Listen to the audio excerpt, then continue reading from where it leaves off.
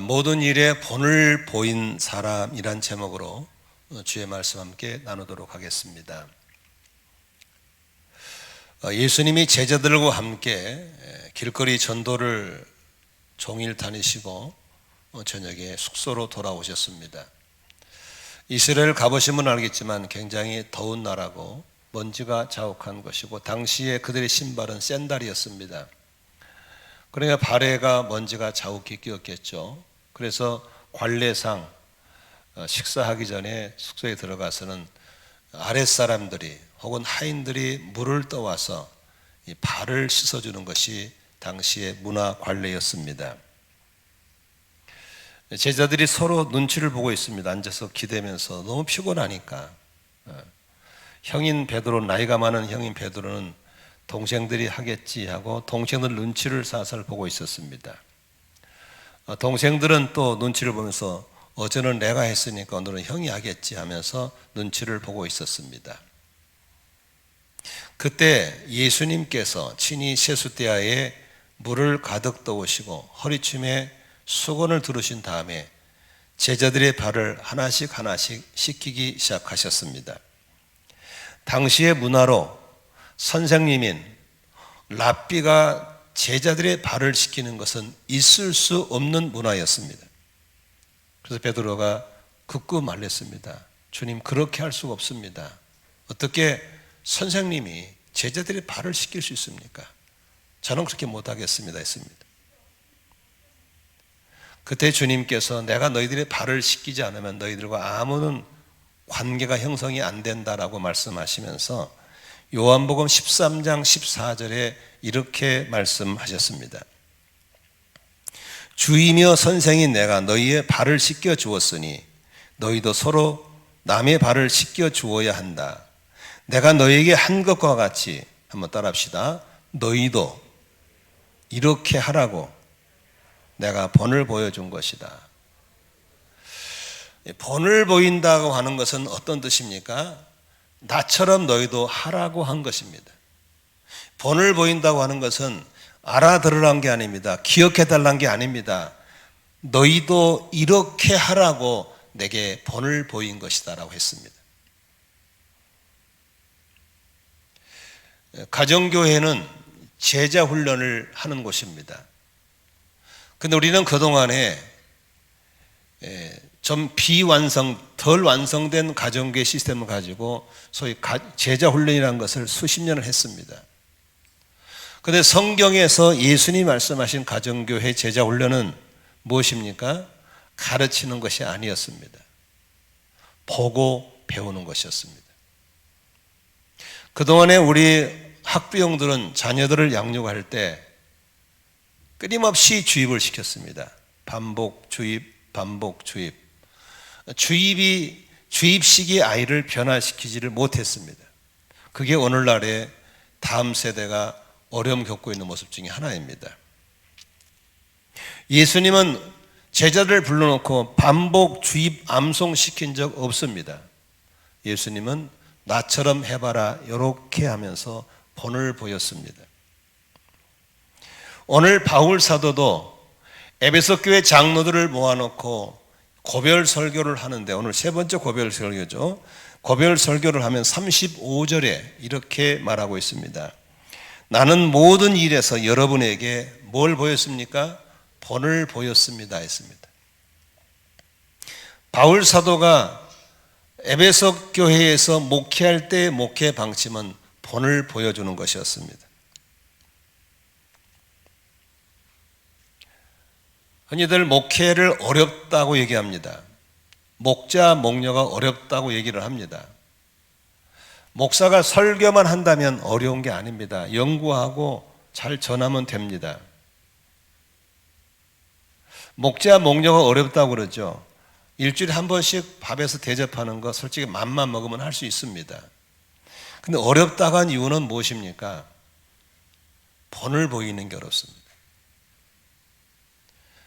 저를 바라보는 수많은 눈들이 있습니다. 저 사람은 어떻게 하고 있는가 보자.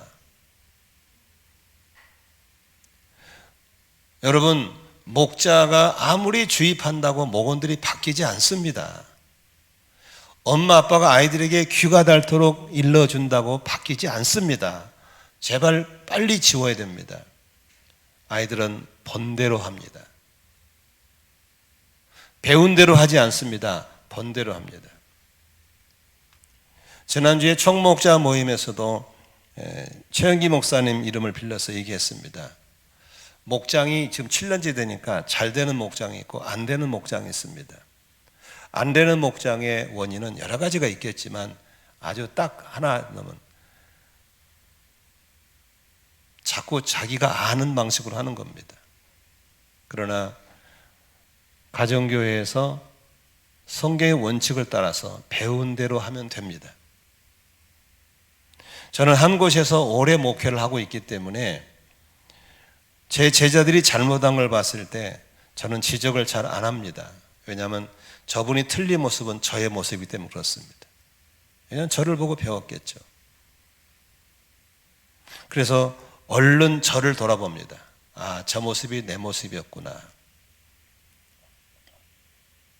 오늘 바울 사도가 에베소 교인들에게 내가 모든 일에 본을 보였다라고 한 것은 나를 본받고 너희도 이렇게 하라고 한 것입니다.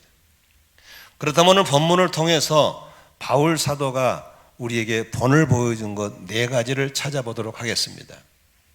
첫 번째로는 탐심을 다스리고 극복한 바울의 모범을 보여주고 있습니다. 하나님은 우리에게 욕구라는 걸 주셨습니다. 욕구.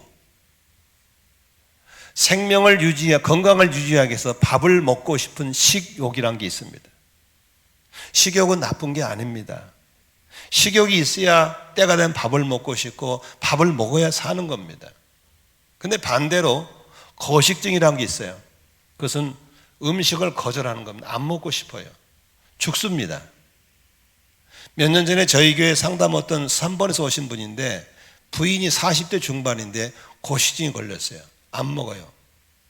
그냥 놔두면 쓰러져 버려요. 안 먹고 싶으니까. 그러니까 남편이 항상 시간을 정해놓고 정시정량을 공급해 주는 거예요. 여보, 이리 와, 밥 먹어야 돼. 안 먹고 싶어. 아니야, 먹어야 돼. 자동차로 말하면 계기판이 고장났기 때문에 알아서 몇 킬로 뛰고 기름 넣어주는 밖에 없는 순간이에요. 그러나 우리가 때가 되면 배가 꼬르륵거리고 먹고 싶어지는 것 복인 걸 믿으시기 바랍니다. 그런데 식욕을 절제하지 못해서 너무 많이 먹어버리면 이게 병인 겁니다. 현대인들은 못 먹어 생긴 병보다 많이 먹어 생긴 병이 훨씬 많습니다. 당뇨나 혈압이나 다양한 성인병도 음식에서 오는 경우가 많습니다. 저는 금년에 1월부터 자연치유를 좀 배우면서 한 가지 줄인 게 음식 절제를 많이 합니다. 아침은 거의 밥을 안 먹고 고구마나 감자나 샐러드로 때웁니다. 그리고 점심은 자유롭게 먹고 저녁도 거의 안 먹든지 그냥 샐러드나 고구마로 때웁니다. 자연히 몸무게가 줄어들고 당이 떨어지고 혈압이 떨어지고 몸이 좋아질 수밖에 없는 거죠. 오늘 일부에도 이설교했더니 어떤 형제가 헌신 기도에서 하나님, 목사님 내 속에 있는 식탐을 다스리게 해주십시오. 이런 기도 제목이 왔어요. 정직한 청년입니다. 두 번째 하나님 주신 게 뭡니까? 성욕입니다. 하나님은 남자와 여자를 만드시고 이렇게 서로 사모하는 이성적인 성욕을 주셔서 생육하게 만들었습니다. 그런데 형제가 자매를 봐도 성욕이 동하지 않고 자매가 형제를 봐도 성욕이 동하지 않으면 그걸 병이 섹스리스라는 병입니다. 지금 현대인이 갖고 있는 아주 무서운 병 중에 하나가 섹스리스입니다. 일본은 심각할 정도로 섹스에 걸렸습니다. 부부가 살아도 부부관계를 안 합니다. 우리나라도 통계해 보니까 40대 중반 주부 중에서 약 46%의 주부가 섹스에 걸려 있고 남자는 한 25%대가 그 병에 걸려 있더라고요. 그런데 어떤 경우는 너무 성욕이 발동해가지고 다른 여자, 다른 남자 이렇게 넘어서면은 그것은 매우 위험한 간음, 간통죄가 되는 겁니다. 우리는 좀 더 좋은 옷을 입고 싶고 좀 더 좋은 집을 살고 싶고 금이나 은이나 보화를 갖고 싶은 물욕이란 게 있습니다. 이게 없으면 달릴 필요 없고 일할 필요가 없는 거죠. 더 나은 삶을 살고 싶은 욕구가 있으니까 일도 하는 것이고 저금도 하는 걸 믿으시길 바랍니다. 좋은 겁니다. 나쁜 게 아니에요. 식욕 좋은 겁니다. 성욕이 좋은 겁니다. 물욕이 좋은 겁니다. 그러나 중요한 건 보세요. 선을 넘어버리고 원칙을 넘어버리면 가장 추한 게 이것인 겁니다. 그러나 하나님이 정한 원칙 안에서의 그런 욕구는 가장 아름다운 걸 믿으시길 바랍니다. 부부가 서로 사랑하고 음식을 정시정량을 먹어서 건강을 유지하는 것, 그리고 꿈을 가지고 더 좋은 걸 갖게 노력해서 갖게 되는 것, 너무 아름다운 일이에요. 그러나 너무 과시간다든지 아니면 성적으로 타락한다든지 남의 멱을 도둑질 한다든지 부정을 저지른다든지 이것은 매우 불행한 겁니다. 그러므로 가장 아름다울 수 있고 가장 추구할 수 있는 게 바로 욕구를 다스리는 데 있다는 사실을 아셔야 되는 겁니다. 솔로몬 같은 경우는 금은보화를 많이 가진 사람이 하나죠. 그러나 한 번도 탐욕이 아니라 하나님의 축복으로 금은보화를 많이 가진 사람이었습니다. 그러나 아간이라든지 게하시라든지 이런 사람들은 하나님이 욕심을 따라서 갔다가 문둥병에 걸리고 돌에 맞아 죽었던 것이죠. 그런데 오늘 바울 사도는 33절에 어떤 모범을 얘기하고 있습니까? 33절 같이 읽겠습니다. 나는 누구의 은이나 금이나 옷을 탐낸 일이 없습니다. 여러분, 우리 젊은이들 또 주부들이 좋아하는 게 아이쇼핑이더라고요. 저는 아이쇼핑을 즐겨 하시는 분들에게 경고의 말씀 드리고 싶습니다. 견물생심이라고요. 보면 갖고 싶습니다. 근데 능력이 없잖아요. 그 다음부터 생긴 게 욕심입니다. 선을 넘게 되어 있습니다. 무리에게 카드를 쓴다든지 무리에게 돈을 빌린다든지 안 되는 겁니다. 자매님들도 좀 마찬가지입니다. 표현의 자유가 있다고 그랬죠. 그러나 지나친 노출은 좀 조심하는 게 좋습니다. 왜냐하면 하나님의 남자에게는 눈을 통해서 성적인 유혹을 받게 만들어 놨기 때문에 어쩔 수 없습니다. 남자들 앞에 갈 때는 지나친 노출은 그만큼 자기가 위험하다는 사실을 아셔야 되는 겁니다. 우리 모두 욕심이 잉태한 즉 죄를 낳고 죄가 장성하면 사망을 낳는다는 사실을 기억하고 오늘도 성령님 나를 도와주셔서 식욕을 다스리고 성욕을 다스리고 물욕을 다스려서 선을 넘지 않는 아름다움을 유지할지언정 선을 넘는 불행한 추한 일이 없게 하여 달라고 기도해야 될 줄로 믿습니다. 바울 사도는 그걸 지켰다고 하는 것이 바로 우리가 본을 받아야 할 부분인 걸 믿으시기를 바랍니다. 두 번째, 바울 사도는 게으름을 다스리고 아주 부지런한 사람이었습니다. 우리가 하나님을 묵상하다 보면 하나님은 어떤 분일까를 봤을 때 에레미야 33장 2절에 개역개정 성경 보면 이렇게 써 있습니다. 이 일을 행하시는 여호와 그것을 만들며 성취하시는 여호와라는 말을 하고 있습니다. 하나님은 일하시는 분인 걸 믿으시길 바랍니다. 하나님은 일을 하시되 그 일을 성취하시는 부지런한 한마디로 시편 30편에 성실로 식물을 삼을지어다란 말했잖아요. 성실함이 하나님의 성품의 대명사입니다. 하나님은 행동하시는 하나님인 것입니다. 잠언서 6장 9절에 솔로몬은 이런 잠언을 남겼습니다. 게으른 사람아 언제까지 누워 있으려느냐 언제 잠에서 깨어 일어나려느냐 조금만 더 자야지 조금만 더 눈을 붙여야지 조금만 더 팔을 베고 누워 있어야지 하면 내게 가난이 강도처럼 들이닥치고 빈곤이 방패로 무장한 용사처럼 달려들 것이라고 했습니다. 그 조금만 더 모아된 모아 이게 우리를 죽이는 겁니다. 엄마 5분만 더 잘게 5분만 더 쉬었다 갈게. 그 조금만 더 졸고 조금만 더 눕자 조금만 더 쌓이면 1초 1초가 쌓이면 1분이 되고 1분 1 모이면 1시간이 되고 1시간씩 모이면 하루가 되고 하루에 보면 한 달이 되는 겁니다. 다른 사람에게는 관용을 베풀지 모르지만 나 자신에 대해서는 엄격해야 게으름을 이기게 될 줄로 믿습니다. 누가 나한테 그러더라고요. 목사님, 뭘 태안에 가서 밭농사를 지세요? 사버리면 되지. 끝까지 사먹으면 되지 뭘. 압니다. 왜 모르겠어요. 오히려 사먹는 게 쌀 수도 있습니다. 그러나 가는 이유는 저는 게으름을 떨치고 싶습니다. 좀 죄송한 말 한번 할게요. 저는 순복음교회 출신 목사입니다. 순복음 교단에서는 목사에 대해서 일반 교단과 다르게 봅니다. 목사는 사도로 봅니다. 영권 목회를 하고 그리고 많은 걸 사람들에게 시켜서 일을 합니다. 저는 31년을 그렇게 살다 보니까 자동적으로 웬만한 건 사람에게 자꾸 시키는 버릇이 내게 있었어요. 당연히 내 사무실에 청소, 쓰레기 치우는 거 제가 하지 않았어요. 근데 10년 전에 가정교회를 만나고 보니까 그게 아니더라고요.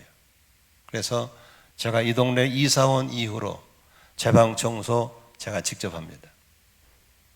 내 주변에 저를 도우기 위해서 와 있는 젊은 간사님 청년들이 즐비합니다. 내가 눈짓만 하면 와서 청소해주고 쓰레기 비우는 사람 많이 있습니다. 그들이 투적을 기쁘게 할 수 있는 사람 많이 있습니다. 그러나 그러고 싶지 않았습니다. 내 쓰레기는 내가 비우리라. 내 방 청소는 내가 하리라. 그런 요새는 아예 안 해줘요. 또 아예 돌아보지도 않아요.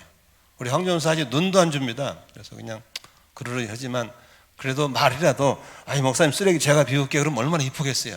요새는 눈도 안 줘요. 감사하죠. 남존여비 사상에 철두철미 세례된 사람으로 살아온 가정이 컸습니다.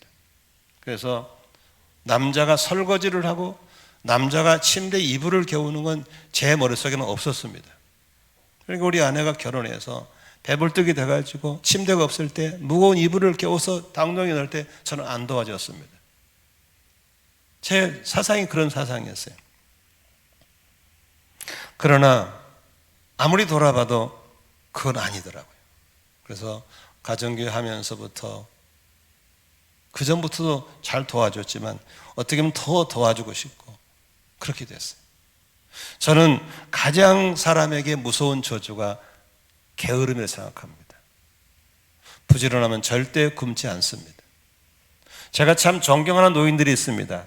아무것도 안 하고 죽을 날만 기다리는 사람보다는 죽을 때는 죽을지라도 폐지를 줍고 다니는 할머니들, 할아버지는 존경스럽습니다. 얼마나 종일 모은 게 8,000원이래요. 7,000원이래요. 그거 가지고 우리 애들 커피 한 잔 값이지만 그게 별일이 아니죠. 부지런함입니다. 부지런해야 됩니다. 아멘 하십시다. 부지런해야 됩니다. 오늘 바울 사도는 34절에 이렇게 자신을 소개하고 있습니다. 여러분이 아는 대로 나는 나와 내 일행에게 필요한 것을 내 손으로 일해서 마련하였습니다. 필요한 것을 달라고 보내달라고 할 수 있는 선교사이지만 나는 내 손으로 일해서 마련했습니다. 저는 이 말에 도전을 받는 겁니다. 중국에서 선교하시는 제 동기 목사님이 지금 코로나 때문에 못 들어가 한국에 계시죠. 근데 이분이 중국에 있으면서 인도 쪽에 선교를 갖고 있어요. 너무 인도가 막 코로나에 죽어가니까 뭘 돕고 싶은데 그래서 이분이 충청도 제천 쪽에 마늘밭에 취직을 했어요. 선교사님이 일용직 12만 원 받고 열심히 일을 하니까 일 잘한다고 만 원 더 줘 13만 원 받는데 얼마나 일을 독하게 시킨지 힘들어 죽겠다는 거예요. 그래도 자기는 어떻게 해서 이거 벌어서라도 마스크 몇 장 사서 보내고 싶은 마음이 있다는 거예요. 저는 그 마음을 감동받고 우리 OK 사역부에서 마스크 운동을 했죠. 그 앞전에 그 집에 우리가 마스크를 많이 사서 보냈죠. 여러분, 우리가 부지런해야 될 줄로 믿습니다. 게으름과 싸우기를 주의 이름으로 축원합니다. 데살로니가 3장 7절부터요 12절까지 바울 사도가 데살로니가 교인들이 권면한 걸 같이 읽어보시면 좋겠습니다. 같이 보시죠. 우리를 어떻게 본받아야 하는지는 여러분이 잘 알고 있습니다. 우리는 여러분 가운데서 무절제한 생활을 한 일이 없습니다. 우리는 아무에게서도 양식을 거저 얻어먹은 일이 없고 도리어 여러분 가운데서 어느 누구에게도 짐이 되지 않으려고 수고하고 고생하면서 밤낮으로 일하였습니다. 그것은 우리가 권리가 없어서가 아니라 우리가 여러분에게 본을 보여서, 뭘 보여서요? 본을 보여서 여러분으로 하여금 우리를 본받게 하려는 것입니다. 우리가 여러분과 함께 있을 때에 큰 소리 따라 합시다. 일하기 싫어하는 사람은 뭐 하지 말라? 먹지도 말라고 거듭 명하였습니다. 그런데 우리가 들은 여러분 가운데는 무절제하게 살면서 일은 하지 않고 일을 만들기만 하는 사람이 더러 있다고 합니다. 이런 사람들에게는 우리 주 예수 그리스도 이름 안에서 명하며 또 권면합니다. 다시 읽습니다. 시작. 조용히 일해서 자기가 먹을 것을 자기가 벌어서 먹으십시오. 바꿔 바라는 겁니다. 일하기 싫어? 굶어 죽으라는 소리입니다. 이게 성경적인 가르침입니다. 저는 가나안 농문학교에서 훈련을 몇 번 받았습니다. 김영균 장로님한테. 그분이 강조한 게 4시간 일하고 한 끼 먹자는 겁니다. 일하기 싫으면 굶으라는 겁니다. 우리 청년들, 우리 희망이 있습니다. 부지런한 희망이 있습니다. 게으름은 희망 없습니다. 왜 일거리가 없습니까? 대한민국에 노는 땅이 무지개 많습니다. 3D 업종이라고 전부 다 굳은 일은 다 애국인 불러드리고 우리는 수당 타먹고 놀고 앉아있죠. 썩은 겁니다. 죽어가고 있다는 사실을 아셔야 됩니다. 수당 의지하면 안 될 줄로 믿습니다. 아멘이시죠? 받은 수당 가난하게 돌려주고라도 우리는 일해서 일어나야 될 줄로 믿습니다. 세 번째로 무엇을 본받으라고 하는가? 나눔을 실천함으로 더 복이 있는 삶으로 모범을 보여주고 있다는 사실입니다. 누구나 좀 더 복 있는 삶을 살기를 다 갈망하고 있습니다. 그래서 나름대로 자기 철학을 가지고 좀 더 복 있는 삶을 살아보겠다고 열심히 살고 있습니다. 그런데 대부분의 사람이 틀리게 복을 받고 있습니다. 그걸 뭘 보면 알 수 있냐? 진리이신 성경에서 말하는 대로 틀려 있고, 그리고 살아본 인생의 선배들이 말했을 때 우리는 틀리게 살고 있는 겁니다. 그게 뭘까요? 많은 사람들은 통장에 잔고가 많고 물건을 많이 소유하고 더 많은 걸 가져야 복이 있는 사람이라고 알고 있는 겁니다. 틀린 겁니다. 첫째는 예수님이 하신 말씀이 주는 것이 받는 것보다 더 복이 있다고 그랬거든. 이게 예수님 말씀이십니다. 믿으시면 아멘 합시다. 주는 게 더 복이 있다고 그랬어요. 그런데 우리나라의 신앙이 좋으시고 102세까지 살아오신 김영석 교수님이 계세요. 그분은 신앙이 좋으신 분입니다. 그분이 100세를 살아봤더니라는 책을 썼는데 거기서 뭐라고 하신지 아십니까? 내가 살아보면서 많은 걸 가져보기도 하고 높은지 올라다고 봤는데 돌아보니까 내게 있는 것을 남을 섬기는 것만이 행복으로 남습니다 그랬습니다.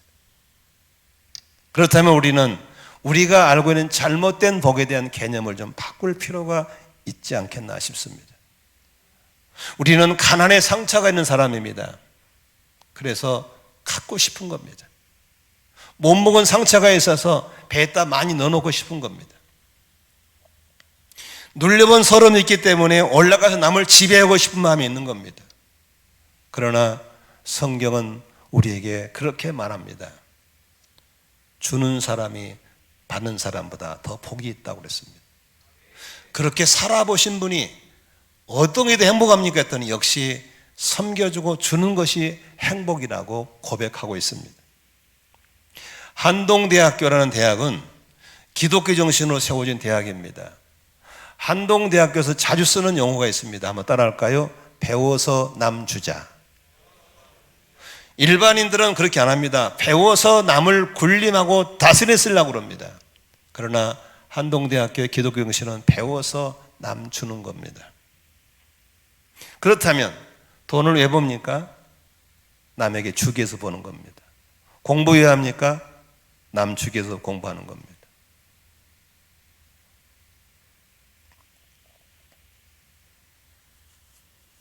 요새 모든 기업들이 구도가 바뀌고 있습니다. 물건 사고 파는 방법이 바뀌어버렸습니다. 코로나가 준 선물이죠. 이제는 매장이 필요 없고 매장 갈 필요가 없습니다. 식당도 갈 필요 없이 다 배달입니다. 그러다 보니까 쿠팡이라는 기업은 세계적인 기업이 돼서 이제 전 세계로 나가버렸잖아요. 여기서 기업들이 이제 바뀐 게 뭐냐면 이익을 남겨서 옛날에는 쌓아둔 이익이 아니라 저는 ESR을 해가지고 어려운 사회에다가 기업을 받은 것을 흘러내 보내는 쪽으로 기업이 바뀌었습니다. 이제 안 바뀐 기업들은 소비자가 거절해 버립니다. 바뀌고 있습니다. 유엔 사무총장을 연임하셨던 반기문 전 총장께서 그런 말을 우리에게 남겼습니다. 대한민국은 세계 경제 10위권이라고 자랑은 하지만 가난한 나라에다가 돈을 내는 기부 문화만큼은 창피해서 못 살겠다. 대한민국 사는 게 창피하다는 거예요. 너무 안 내는다 그 말입니다. 우리나라 사람들은 지금도 머릿속에 소유가 복으로 알고 있는 겁니다. 주는 것이 복입니다. 이럴 때 아멘은 풀릴 수가 있습니다. 많은 사람들이 나누자면 그렇게 말합니다. 아이고 있어야 나누죠. 그런데 고린도후서 8장 1절 2, 3, 4절에 바울은 고린도교에 이렇게 얘기하고 있습니다. 형제자매 여러분, 우리는 하나님께 마게도니아 여러 교회에 베풀어진 은혜를 여러분에게 알리려고 합니다. 그들은 큰 환난의 시련을 겪으면서도 기쁨이 넘치고 극심한 가난에 쪼들리면서도 넉넉한 마음으로 남에게 베풀었습니다. 내가 증언합니다. 그들은 힘이 닿는 대로 구제하였을 뿐만 아니라 오히려 힘에 지나도록 자원해서 하였습니다. 그들은 성도들을 구제하는 특권에 동참하게 해달라고 우리에게 간절히 청하였습니다. 성도들을 구제하는 특권이라는 단어가 눈에 들어옵니다. 구제할 수 있는 것, 가진 걸 줄 수 있는 건 특권인 걸 믿으시길 바랍니다. 바울 사도는 35절에 이렇게 우리에게 본을 보이고 있습니다. 같이 읽겠습니다. 나는 모든 일에 여러분에게 본을 보였습니다. 이렇게 힘써 일해서 약한 사람을 도와주는 것이 마땅합니다. 그리고 주 예수께서 친히 주는 것이 받는 것보다 더 복이 있다 하신 말씀을 반드시 명심해야 합니다라고 써 있습니다. 저희 교회는 이제 온라인 예배를 많이 드리다 보니까 헌금도 온라인으로 합니다. 그런데 어느 날 이런 적이 있었습니다. 한 형제가 직장에 다니는 버는 돈이 11조가 19만 원입니다. 190만 원 버는 거죠. 19만 원을 쏜다고 쏘는 게 잘못 눌러가지고 190만 원을 보내버렸어요. 난리가 난 거죠. 바로 연락이 왔어요. 담당 목자한테 어떻게 하면 좋을까? 목사가 이제 재정 담당자 연락해서 다시 171만 원을 돌려줬습니다. 이게 끝났죠? 그런데 하나님이 형제에게 감동을 줬어요. 어떻게 보낸 걸 다시 받을 수 있냐? 너 그동안에 선교 구제를 어떻게 했냐? 여기에 성령님의 책망을 들은 거예요. 그래서 호주머니를 털어서 가진 것을 더 보태서 8만 원을 더 보태서 179만 원을 선교비로 보내줬어요. 재정 담당자 연락이 왔어요. 목사님, 그 형제가 어렵게 사는데 179만 원의 선교비를 보내왔습니다. 여러분, 저는 그 형제에게 참 희망이다 생각합니다. 성령님의 책망을 들을 수 있고 성령의 감동에 순종할 수 있던 사람은 그 사람 하나님이 더 큰 물질의 복으로 흘러가게 될 줄로 믿습니다. 저는 지금 순례제 상공부랑 하고 있는데, 순례 상공부는 난 55세 이상 되신 분이 노후 준비를 하는 거거든요. 근데 많은 분들이 착각하고 있는 게 뭐냐면요, 100세 시대라고 그러는데요, 100세 시대는 우리와는 상관이 없는 시대예요. 5,100만 명이 우리나라 인구인데 100세에 사시면 960명밖에 안 됩니다. 그러면 960명 속에 들어갈 확률이 매우 낮은 거예요. 매우 낮습니다. 그 보험에 속지 마시고, 그럼 85세 산다? 85세 살으신 분도요, 우리나라에 30 몇 프로밖에 안 됩니다. 거의 78에서 82 사이에 다 갑니다. 그러면 우리가 남은 연수가 몇 년이랑 딱 계산이 나오잖아요. 몇 년은 안 남았습니다. 그래서 아침 일부 예배 나오신 우리 중직자한테 그랬어요. 아니, 지금 가지고 있는 거 어떻게 하실래요? 갖고 올라가실래요? 눈 못 감겠네. 본인이 깨달은 거죠. 자식을 줘? 자식을 주면 자식이 타락합니다. 돈은 벌어봐야 쓸 줄 아는 것이지, 벌어보지 않는 돈은 자식을 타락시키는 겁니다. 자식에게 꼴을 줘야지 독을 주는 부모가 나쁜 부모죠. 그럼 어떻게 하실랍니까? 충격을 받았나? 기도받으러 나오셨어. 그리고 헌신에도 뭐라냐면, 목사님, 제 재정을 어떻게 쓰면 좋을지 알려달라고 기도하는 거예요. 우리나라 사람들은 바뀌어야 됩니다. 뭘 바뀌냐? 죽을 때 유산을 갖다가 꼭 자식에게 줘요. 자식에게 주려면 어디 학교라든가 정부도 주고 교회에다가 줘야 됩니다. 그래 오케이 사회에 사는 거예요. 유럽에서는요, 교회 재정이 거의 다 성도가 떠날 때 남긴 유산으로 돌아갑니다. 교회 운영이. 헌금은 중요하잖아요. 우리나라는 죽어도 교회에다가 안 내고 죽어버리니까 전부 다 헌금으로 돌아가니까 교회가 항상 재정이 어려워요. 나는 이 설교를 들으신 분 가운데서 좀 교회에다가 자기 재산을 맡기고 떠나버리면 그 사람 이름으로 하나님의 선한 일을 많이 하기는 운동이 우리 한국교회에 일어났으면 좋겠다는 생각이 듭니다. 아무튼 회의를 하고 오늘 바울 사도가 우리에게 가르쳐주고 있는 교훈이 뭡니까? 주는 게 더 복이 있다고 하는 겁니다. 복 있는 사람 되기를 원하시면 하면 아멘 하십시다. 그렇다면 가지고 있는 것을 흘러보내는 플로잉이 이루어지는 삶이 될 수 있기를 주의 이름으로 축원합니다. 마지막 네 번째로 바울 사도가 우리에게 주는 본은 무엇입니까? 뒷모습이 더 아름다운 삶으로 본을 보여주고 있습니다. 사람이 만남과 떠남은 항상 함께 하고 있습니다. 만났잖아요? 그러면 떠남이라는 헤어짐이라는 게 붙어 다니는 겁니다. 부부가 만났어요? 그러면 죽음이 갈라놓을 겁니다. 저는 한 교회에서 개척에 32년을 지내오면서 많은 성도들이 왔다가 가셨습니다. 여러분들은 그냥 일주일에 한 번 오니까 잘 모르겠지만 저는 그동안에 쌓아놓은 사진첩들을 늘 쳐다봅니다. 아, 이분 그때 이렇게 하셨지. 이분 가셨구나. 많이 왔다 갔습니다. 그렇다면 지금 남아있는 분은 평생 같이 있을까? 아닙니다. 여러분이 가든지 내가 가든 우리는 헤어져야 됩니다. 그런데 바울 사도는 우리에게 말하기를 에베소 교회에서 3년 전에 만났잖아요. 3년 만에 바울 사도는 다른 사역지로 가야 돼요. 헤어짐의 시간이 왔어요. 근데 그 헤어짐의 순간이 너무 아름다운 거예요. 36절, 37절 같이 볼까요? 자, 바울은 말을 마치고 나서 무릎을 꿇고 그들과 함께 기도하였다. 그리고 모두 실컷 울고서 바울의 목을 끌어안고 입을 맞추었다. 그들은 가장 아프게 한 것은 다시는 자기 얼굴을 볼 수 없으리라고 한 바울의 말이었다. 그들은 배 타는 곳까지 바울을 배웅하였다라고 써 있습니다. 이 바울 사도와 에베소 교인들과의 헤어짐의 모습입니다. 얼마나 아름다운지 모릅니다. 첫째, 무슨 단어가 아름다워요? 함께 기도하고 헤어진 겁니다. 두 번째, 실컷 울었어요. 헤어짐이 서러워서 우는 거예요.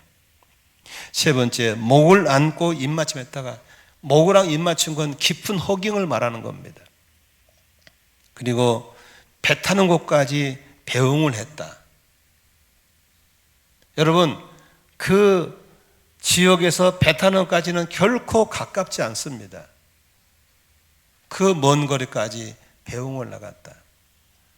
얼마나 아름답게 살았고 얼마나 아름답게 헤어지고 있는 모습을 볼 수 있습니다. 많은 사람들은 처음 만날 때 앞모습을 굉장히 강조합니다. 잘 보이려고. 그러나 여러분, 중요한 것은 떠나는 뒷모습도 아름다워야 될 줄로 믿습니다. 그런데요, 여러분, 특히 대한민국 사람들은 이 말을 좀 꼭 들어야 됩니다. 왜냐하면 우리나라 이 아시아 동양 문화는 앞마당 문화입니다. 서양 문화는 뒷마당 문화입니다. 서양 집에 가면요, 앞에는 별로 없어요. 허술해요. 주차장밖에 없어요. 뒤에 가야, 뒷마당 가야 정원도 있고 꽃도 있고 다 있어요. 우리나라는 뒤에는 뭐가 있어요? 지저분한 거, 더러운 거면 다 갖다 놨어요. 앞에다가 막 꽃밭, 주차장 멋있게 꾸며놨어요. 다시 우리나라 사람들은 앞모습에 신경 쓰지 뒷모습을 신경 쓰지 않는 민족성이라는 사실을 우리가 인지해야 될 줄로 믿습니다. 그래서 만날 때는 아름다운데 떠날 때는 비수를 꽂고 욕을 하고 너무 지저분하게 떠납니다. 저의 기도 제목 1호가 있습니다. 하나님, 제가 성도들이 박수 치는 가운데 아름답게 은퇴하게 해주십시오. 명예롭게 은퇴하게. 너무너무 우리 선배들이 이걸 잘못하는 거예요. 저도 걱정이 되는 거예요. 준비는 해놓은 게 없지. 떠날 날은 가까워지. 성도들이 내 대에다가 삿대질하고 욕하면 어떻게 할까? 이게 두려워서 늘 기도하고 장로들에게 좀 도와주십시오. 저 좀 도와달라고 부탁하는 겁니다. 몇 년 전 제주도에서 수십 년 동안 국제가정교회 사역원 원장으로 계시던 최영기 목사님 은퇴식을 하게 됐습니다. 그래서 제주도에서 가정교회 정회원들만 한 500명 정도 모여서 컨퍼런스를 하면서 밤에 은퇴식을 했습니다. 그 목사님의 그 떠나는 백발이 허연 최 목사님 모습이 너무 아름다웠습니다. 제자들이 존경의 표시를 하고 감사의 표시를 하고 수수한 모습으로 컨퍼런스를 했습니다. 그때 수원에서 목회하시는 장병용이라는 목사님이 시인이신데 이분이 뒷모습이 아름다운 사랑이라는 제목으로 시를 썼습니다. 제가 그 시가 너무 감동이 돼서 그 목사님 전화를 해서 그 시 원고를 달라고 그랬습니다. 그 원고의 일부분을 제가 읽어드리겠습니다. 앞모습만 화려하게 치장하다가 뒷모습은 뭉개지고 더러워진 교회. 그 뒷면에 얼룩을 닦으며 살아온 숱한 시간, 내가 머물던 자리에 누군가 다시 찾아오고 내가 서 있던 자리에 다시 내가 서게 되는 것. 그래서 앞모습이 아름다운 사람보다 뒷모습이 아름다운 당신이 더욱 그리워집니다. 그 그리움 붙잡고 보고 배운 대로 앞모습과 뒷모습이 포개지기까지 그 뒤를 따르겠습니다. 낮은 곳으로 흐르는 사랑, 급히 흘리는 사랑의 노래 그치지 않고 함께 부르겠습니다. 앞모습만 치장하다가 뒷모습이 뭉개지는 오늘의 현실을 지적하고 있습니다. 그래서 앞모습이 아름답지만 뒷모습이 더 아름다운 당신을 그리워합니다라는 내용입니다. 얼마나 감동이 됐는지 모르겠습니다. 제 서재 책상에 돌아서면 옷걸이 쪽에다가 한 짝으로 몇 개를 크게 써놓은 게 있습니다. 내가 날마다 되새기면서 다짐하는 문구입니다. 그 중에 한 문구가 뭐냐면 한자어입니다. 백리길을 가는 사람은 90리를 달려와서 50리쯤 오는 걸로 여겨야 된다. 백리길을 끝까지 잘 간 사람은 그렇게 많지 않기 때문이다 라는 얘기입니다. 저는 제 목회 사역 속에서 백리길을 가는 가운데 저는 90리, 95리 왔다고 생각합니다. 그러나 제 마음속에는 50리쯤 온 것처럼 늘 조심합니다. 우리나라 교통법규 이런 말 했죠. 한번 따라합시다. 다 왔다고 방심 말고 끝까지 안전운행. 여러분, 언젠가 우리 헤어져야 됩니다. 뒤에다가 칼 꼽고 욕짓거리하고 오염물 뿌리는 그런 사람으로 가면 안 됩니다. 뒷모습이 아름다운 사람으로 살다 가야 될 줄로 믿습니다. 어렵습니다. 그러나 우리는 예수님이 그렇게 하셨고, 최영희 목사님이 그렇게 하셨고, 김인지 목사님이 그렇게 하셨고, 바울 사도가 그렇게 했기 때문에, 이런 모범이 있기 때문에 우리는 이 모범을 따라서 이렇게 하겠다고 기도하고 노력하면 우리도 뒷모습이 아름다운 사람으로 살아가게 될 줄로 믿으시기를 바랍니다. 말씀의 결론 맺겠습니다. 배우고 따를 만한 어른들을 만나기가 힘든 시대입니다. 우리 청년들 안타깝죠. 배울 만한 사람이 없어요. 본받을 사람이 없어요. 그러나 하지만 우리는 성경의 예수님이 우리의 모범이시고, 바울 사도가 모범이시고, 조금만 눈을 뜨면 우리 주변에 이렇게 살다 가신 아름다운 믿음의 선조들이 주 안에 얼마나 많은지 모르겠습니다. 좋은 모범을 따라서 우리도 이렇게 아름다운 삶을 살다 갈 수 있기를 주의 이름으로 축원합니다. 기도하겠습니다.